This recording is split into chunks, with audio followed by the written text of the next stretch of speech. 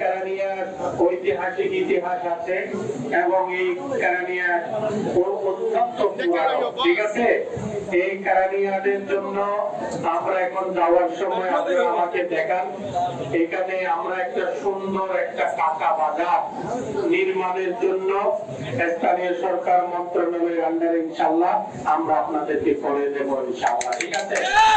আর আমার তো টাইম নাই, আমি ঢাকা থেকে আসি, আসার পরে আমি এখানে আসার সময় ক্যাম্প করেছি, অত্যন্ত অপরিষ্কার।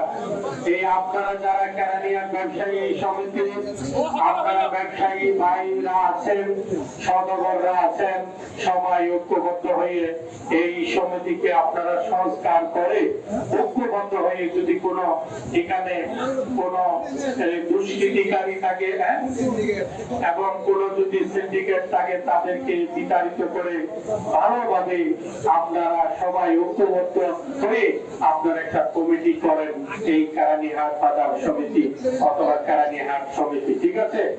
এর আলোকে যা যা করে দিতে হয় ইনশাআল্লাহ আমরা করে দেব, ঠিক আছে। আপনাদের কার কি দরকার আপনারা দরখাস্ত গুলো আমাকে দেন।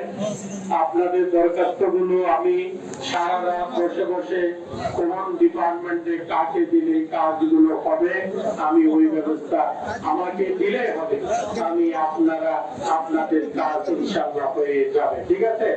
কারণ এই চট্টগ্রাম 14টি আমরা একটা মডেল চন্দনা সাংস্কৃতিক সপ্তাহে আমরা করতে চাই। এর জন্য যা যা করতে হয় আমরা করব।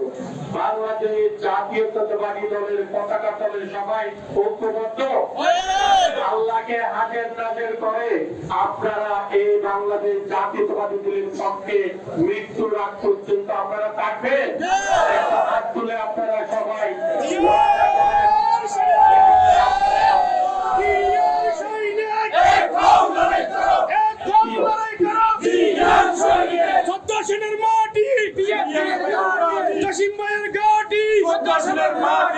আমি বক্তব্যের আলোকে আপনাদেরকে বাংলাদেশ জাতীয়তাবাদী দলের পতাকা তলে আমরা আপনাদেরকে গ্রহণ করে নিয়েছি, এবং যারা সমাজে বিশৃঙ্খলা সৃষ্টি করতে চেষ্টা করা হচ্ছে আপনারা তাদের বিরুদ্ধে এই যে আমাদের সাতকানিয়া থানায় আপনারা দরখাস্তের মাধ্যমে আপনারা জানাবেন, তাদের বিরুদ্ধে কঠোর ব্যবস্থা নেওয়া হবে।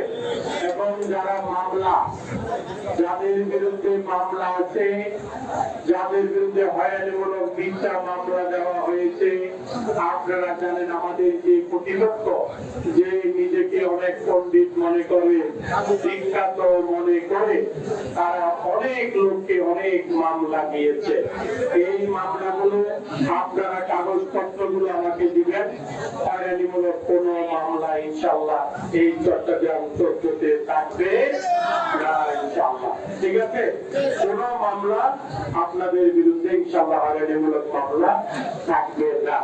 এই বলে সবাইকে আবারও ধন্যবাদ জানিয়ে এত সুন্দরভাবে আপনারা যোগদান অনুষ্ঠান করেছেন, আমি আমার বাংলাদেশ জাতীয়তাবাদী দলের পক্ষ থেকে, মাননীয় প্রধানমন্ত্রীর পক্ষ থেকে, আমি ওনার টিম মেম্বার হিসাবে, সংসদ সদস্য হিসাবে, আপনাদের ভাই হিসাবে আমার পক্ষ থেকে অন্তরের অন্তঃস্থল থেকে আবারও আপনাদেরকে ধন্যবাদ জানিয়ে আমি বিদায় নিচ্ছি।